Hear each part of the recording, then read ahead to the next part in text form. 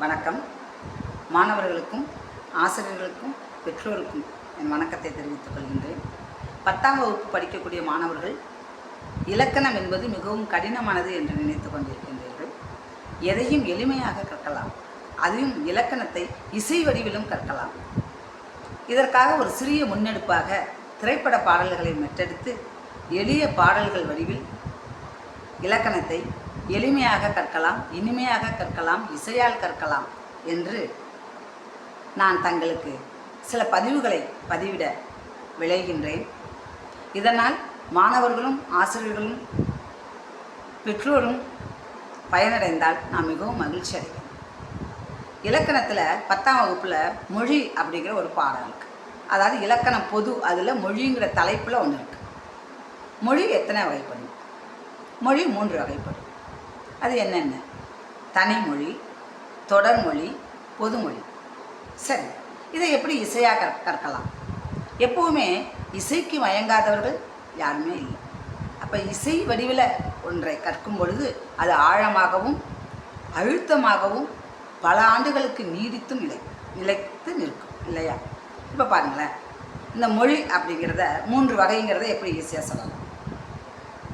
மொழி அழிந்தால் 3 மொழி அறிந்தால் 2 மதிப்பெண்கள் நீ வாங்கலாம். தனிமொழி என்றும் தொடர்மொழி என்றும் பொதுமொழி என்றும் நீ கூறலாம். மொழி அறிந்தால் 3 மொழி அறிந்தால் 2 மதிப்பெண்கள் நீ வாங்கலாம். தனிமொழி என்றும் தொடர்மொழி என்றும் பொதுமொழி என்றும் நீ கூறலாம்.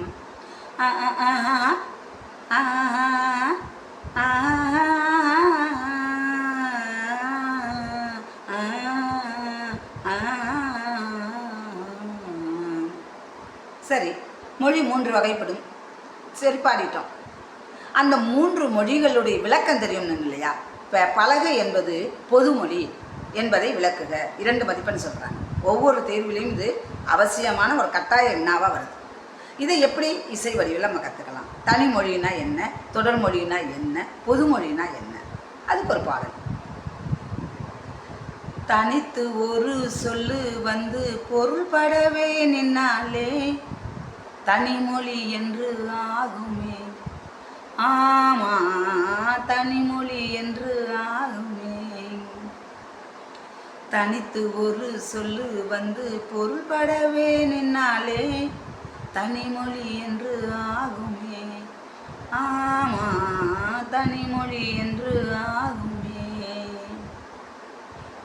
சொற்கள் பல தொடர்ந்து வந்து பொருள் தரவே நின்னாலே தொடர்மொழி என்று ஆகுமே. ஆமா, தொடர்மொழி என்று ஆகுமே. சொற்கள் பல தொடர்ந்து வந்து பொருள் தரவே நின்னாலே தொடர்மொழி என்று ஆகுமே.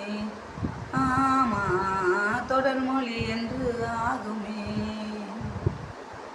பலகை ஒரு பொதுமொழிதான் கேளடா, பல கையின்னு பிரிஞ்சு நிற்பத பாரடா.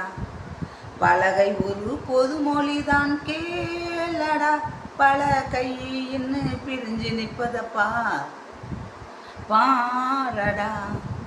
தனித்து ஒரு சொல்லு வந்து பொருள்படவே நின்னாலே தனிமொழி என்று ஆகுமே. ஆமா, தனிமொழி என்று